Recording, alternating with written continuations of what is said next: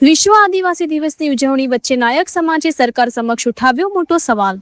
મહીસાગર જિલ્લાના લુણાવાડા તાલુકાના મહેલોલિયા ગામે નાયક જાતિના લોકો દ્વારા રંગેચંગે વિશ્વ આદિવાસી દિવસની ઉજવણી કરવામાં આવી।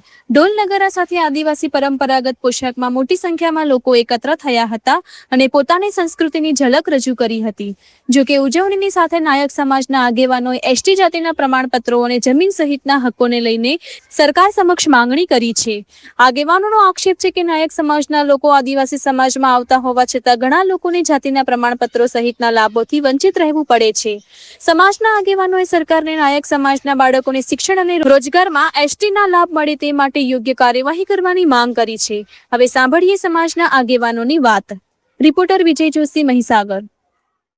વિશ્વ આદિવાસીના દિવસે અમારા મહીસાગર જિલ્લાના આદિવાસીઓ ભેગા થઈ અને એક વિશ્વ આદિવાસી દિવસની ઉજવણી કરે છે માટે અને શિક્ષણથી પણ શિક્ષણ તો છે જ। ઘણા લોકો અમારા નાયક લોકો 12 પાસ કોલેજો પણ કરેલી છે, તેમને જાતિના દાખલા મળતા નથી, તેથી વંચિત છે।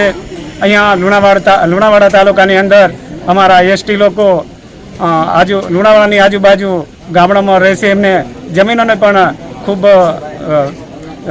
એ નથી, એમને જમીનો પણ નથી। એમના રહેવા માટે કંઈક જમીનોની સગવડ થાય એવી સરકારશ્રીને અમે અપીલ કરીએ છીએ અને જાતિના દાખલા પણ મળતા રહે। અમારા છોકરા અત્યાર સુધી અભણ ભણેલા પણ અભણ તરીકે લોકો માને છે, એ રીતે અંટવાય છે।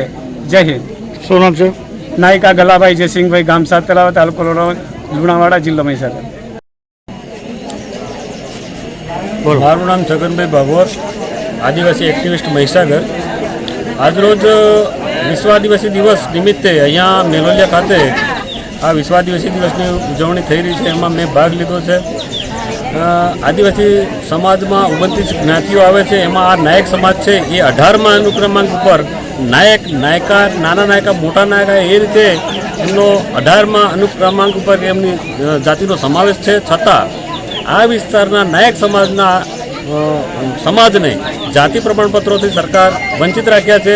એમ કેન પ્રકારે આ લોકો સવર્ણો હોય, સવર્ણ જે બ્રાહ્મણોમાં જે નાયક આવે છે એમ કદાચ માની બેઠી હોય, પણ ખરેખર આ સમાજના લોકો બહુ જ પીડિત છે, શોષિત છે, વંચિત છે, અભણ છે, શિક્ષણનો દર ઘણો નીચો છે અને ક્યાંક ને ક્યાંક બાળકો ભણે છે તો જાતિના પ્રમાણપત્રો વગર નોકરી મેળવી શકતા નથી। એટલે આ તબક્કે મારે સરકારને કહેવું છે કે વહેલામાં વહેલી તકે જાતિના પ્રમાણપત્ર નાયક સમાજને લુણાવાડા વિસ્તાર હોય, ગોધર વિસ્તાર હોય કે શહેરા વિસ્તાર હોય કે બાલાસિનોર વિસ્તાર હોય, વીરપુર વિસ્તાર હોય, દરેકને જાતિ પ્રમાણપત્ર આદિવાસી નાયક તરીકે એની નાયકી ભાષા, એના લગ્ન વ્યવહાર આ બધું ચેક કરે। કેમ કે જાતિનું પ્રમાણપત્ર જાતિ આધારિત મળતું હોય છે, ન કે જમીનના આધારે।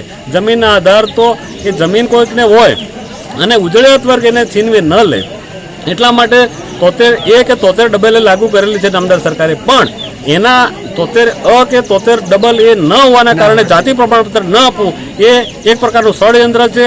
આ નાયક સમાજને, આદિવાસી સમાજને પછાત રાખવાનું એક રીતસરનું કાવતરું છે। તો મારી નામદાર સરકારને રજૂઆત છે કે જાતિ આધારિત જાતિ સર્વેક્ષણ કરે।